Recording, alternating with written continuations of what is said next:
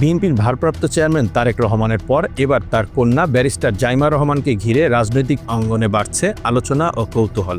দলীয় কোনো পদে না থাকলেও সাম্প্রতিক সময়ে দেশে ফেরার পর থেকেই বিএনপির ভেতরে ও বাইরে তার উপস্থিতি বিশেষ মনোযোগ পাচ্ছে। রাজনৈতিক পর্যবেক্ষকদের একটি অংশ মনে করছেন, জাইমা রহমানকে ধীরে ধীরে সামনে এনে দলটির নেতৃত্বের ধারাবাহিকতা নিয়ে একটি বার্তা দেয়া হচ্ছে। যদিও এখন পর্যন্ত সীমিত কয়েকটি অনুষ্ঠানে অংশগ্রহণ করেছেন তিনি, তবুও তার প্রতিটি উপস্থিতি আলোচনার জন্ম দিচ্ছে। বিএনপি কিংবা পরিবারের পক্ষ থেকে আনুষ্ঠানিক কোনো ঘোষণা না থাকলেও অনেকের ধারণা ভবিষ্যতে দলীয় নেতৃত্বে তার ভূমিকা থাকবে। সে লক্ষ্যেই তাকে প্রস্তুত করা হচ্ছে। আরেকটি ব্যাখ্যা অনুযায়ী আসন্ন জাতীয় সংসদ নির্বাচনকে সামনে রেখে বিএনপির নীতি নির্ধারকরা কৌশলগতভাবে জাইমা রহমানকে সামনে আনছেন। এর মাধ্যমে তরুণ সমাজ ও নারীদের আকৃষ্ট করার চেষ্টা থাকতে পারে বলে মনে করছেন বিশ্লেষকদের কেউ কেউ। বিশেষ করে ২০২৪ সালের গণ-অভ্যুত্থানে সক্রিয় থাকা তরুণ প্রজন্মকে মাথায় রেখেই এই উদ্যোগ বলে ধারণা করা হচ্ছে। রাজনৈতিক অঙ্গনে আরেকটি আলোচনাও রয়েছে। নির্বাচনে জামায়াতে ইসলামীকে অন্যতম প্রতিদ্বন্দ্বী হিসেবে বিবেচনা করে তার বিপরীতে বিএনপি নারীদের কিভাবে উপস্থাপন করতে চায় তার একটি প্রতিফলন জাইমা রহমান। তবে এবারের নির্বাচনী প্রচারে তারেক রহমানের সঙ্গে মাঝে মাঝে তার স্ত্রী ডাক্তার জোবাইদা রহমানকে দেখা গেলেও জাইমা রহমান এখনও সরাসরি কোনো নির্বাচনী মঞ্চে ওঠেননি। জাইমা রহমান সম্পর্কে জানার আগ্রহ থাকলেও দীর্ঘদিন ধরেই তার ব্যক্তিগত জীবন ও কার্যক্রম গণমাধ্যমের বাইরে ছিল। প্রয়াত রাষ্ট্রপতি জিয়াউর রহমান ও সাবেক প্রধানমন্ত্রী খালেদা জিয়ার নাতনি হলেও তার বিষয়ে বিস্তারিত তথ্য খুব একটা প্রকাশ করা হয়নি।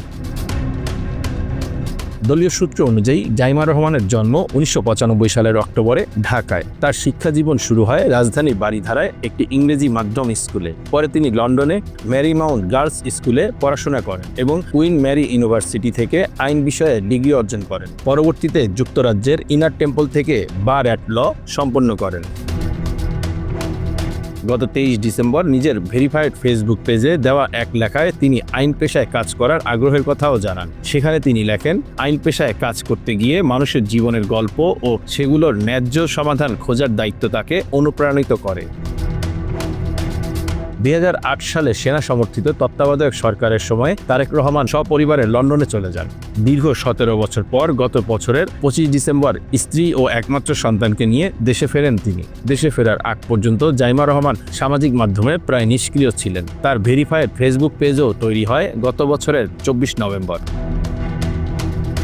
দলীয় কার্যক্রমে আনুষ্ঠানিকভাবে যুক্ত না থাকলেও গত নভেম্বরে প্রবাসীদের নিয়ে বিএনপির একটি ভার্চুয়াল সভায় অংশ নিয়ে প্রথম আলোচনায় আসেন তিনি। এছাড়া চলতি বছরের ফেব্রুয়ারিতে তারেক রহমানের প্রতিনিধি হিসেবে যুক্তরাষ্ট্রের ওয়াশিংটন ডিসিতে ন্যাশনাল প্রেয়ার ব্রেকফাস্টে অংশগ্রহণ করেন। দেশে ফেরার পর গত ১৮ জানুয়ারি উইমেন শেপিং দ্য নেশন শীর্ষক একটি অনুষ্ঠানে প্রথমবারের মতো প্রকাশ্যে বক্তব্য দেন তিনি। এরপর বিএনপি আয়োজিত বিভিন্ন সাংস্কৃতিক ও সামাজিক কর্মসূচিতেও তাকে দেখা যাচ্ছে। বিশ্লেষকরা বলছেন, জাইমা রহমানকে সামনে আনার পেছনে পরিবারতন্ত্রের বিষয়টিও এড়িয়ে যাওয়া যাচ্ছে না। বিএনপির রাজনীতি দীর্ঘদিন ধরেই একটি পরিবারকে ঘিরে আবর্তিত হচ্ছে, আর সে ধারাবাহিকতায় জাইমা রহমানকে প্রস্তুত করা হচ্ছে। জাইমা রহমানকে তুলে ধরার মাধ্যমে বিএনপি তরুণ, নারী ও জেনজি ভোটারদের কাছে একটি আধুনিক ও উদার ভাবমূর্তি উপস্থাপন করতে চাইছে। তবে শেষ পর্যন্ত তিনি নিজেকে রাজনৈতিক নেতা হিসেবে কতটা প্রতিষ্ঠিত করতে পারবেন তা সময়ই বলে দেবে, এমনটাই মনে করছেন বিশ্লেষকরা। Bangla affairs news desk.